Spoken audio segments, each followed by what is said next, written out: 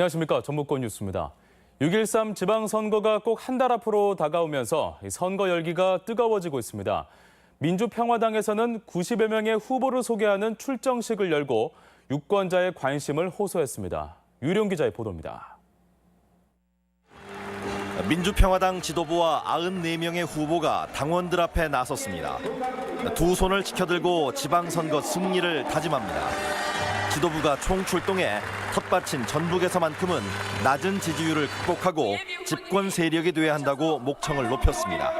콜라부터가 배 아파서 나온 내 새끼 같은 당이 민주평화당이라고 생각하는데 동의하십니까, 여러분? 대통령 당선 이후 1년이 지났지만 기업이 줄줄이 문을 닫고 경제 회생의 기미가 없다며 지역 맞춤형 정책으로 선거에 임한다는 각오입니다.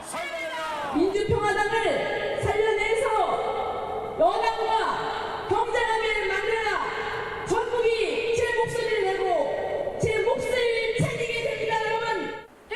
임정엽 전 완주군수가 도지사 후보로 뛰어들고 이현웅 후보가 민주당을 탈당해 전주시장 경선에 합류하면서 반전을 기대하고 있습니다. 주어진 4년 동안에 일을 하지 않고 조직 만들어서 선거운동만 한 사람들이 또 다른 4년을 나에게달라고 주장하는 것 동의할 수 있겠습니까, 여러분? 하지만 전반적인 분위기는 민주당이 독주하는 양상에서 크게 벗어나지 못하고 있습니다.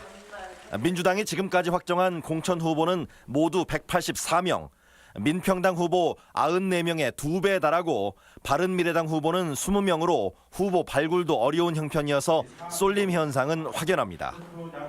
다만 경선 불복과 고소고발로 민주당의 내용이 커지고 선거법 위반으로 고발되는 사례도 속출하고 있어 변수가 될 수 있습니다. 지방선거까지는 이제 한 달, 지역 발전과 정치 개혁을 위한 공론의 장이 될 수 있을지 귀추가 주목됩니다. MBC 뉴스 유룡입니다. 고창군 체육회 사무국장이 민주당 경선 여론조사 조작 혐의로 입건된 가운데 경찰이 수사를 확대하고 있습니다. 고창경찰서는 지난 11일 민주당 고창군수 경선 여론조사를 담당한 서울의 한 여론조사 업체를 압수수색해 여론조사 녹취 등이 기록된 하드디스크를 확보하고 분석 작업을 벌이고 있습니다. 경찰은 나이를 속인 뒤 특정 후보를 선택해달라는 메시지를 받은 유권자들이 실제 나이를 속였는지 조직적인 여론조작 행위가 있었는지 수사를 확대하고 있습니다. 권리당원에게 일반 안심번호 투표를 권유했다는 의혹이 제기됐습니다.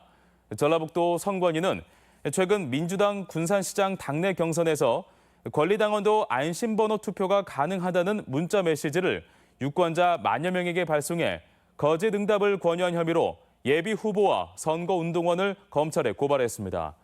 이에 대해 해당 예비 후보는 당비 체납으로 권리당원에서 배제된 일반 당원을 대상으로 안심번호 투표에 응하라고 안내했던 것이라고 해명했습니다.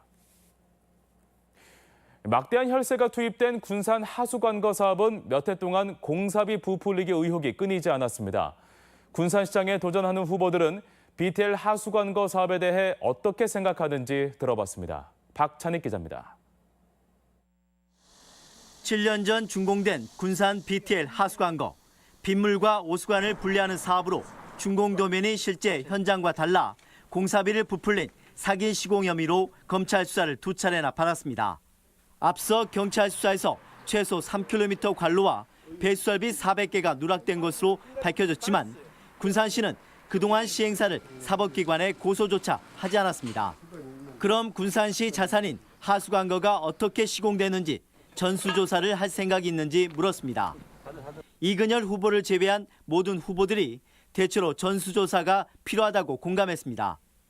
또 시장이 되면 사기 시공 의혹의 당사자인 시행사와 시공사, 감리업체를 군산시가 직접 고소할 의향이 있는지 물었습니다. 역시 거의 모든 후보들이 재조사를 통해 문제가 드러나면 법적으로 사법 처리를 추진하겠다고 밝혔습니다. BTL 사업은 군산시의 적폐입니다. 다음 시장은 이 문제를 해결해야만 군산시가 신뢰를 얻을 수 있습니다. 7년을 끌어온 군산 BTL 하수관거 의혹의 전말을 밝혀내고 행정의 신뢰를 회복시킬 적임자가 누구인지 그 중대한 선택이 군산 시민들에게 던져졌습니다. MBC 뉴스 박찬익입니다. 글로벌 식품 연구기관의 입주를 계기로 익산 국가식품 클러스터의 기술력 향상이 기대됩니다. 국가식품클러스터 지원센터에 따르면 클러스터에 입주한 영국 식품연구기관 캠덴 BRI가 지난주 기술지도 워크숍을 열고 해외 최신 기술과 트렌드에 관한 교육을 실시했습니다. 또한 다음 달에는 독일 식품연구기관인 프라운호퍼 연구소가 개소할 예정이어서 글로벌 식품연구단지로서의 위상 제고가 기대됩니다. 시내버스 승강장이 예술 공간으로 변신합니다. 전주시는 올해 3억여 원의 예산으로 지역 청년 예술가들과 함께 동물원과 전주시청, 대우빌딩 앞 등 9개 승강장을 전주시의 특색을 담은 예술 승강장으로 바꾼다고 밝혔습니다. 또한 기존 표준형 승강장보다 2배가량인 8에서 11m 길이로 승강장을 확장하기로 했습니다. 도내 서원과 향교가 인문학 교육장으로 활용됩니다. 전라북도는 조선시대 선현의 덕을 기리고 인재를 양성했던 향교와 서원을 인문정신과 청소년 인성을 함양하는 문화 공간으로 만들기로 했습니다. 이에 따라 군산 인피향교, 익산 함열향교, 정읍 무성서원 등 도내 9개 향교와 서원에 인문학 강좌와 국악 공연 등이 진행됩니다. 가정의 달인 5월에 가정폭력 신고가 가장 많은 것으로 집계됐습니다.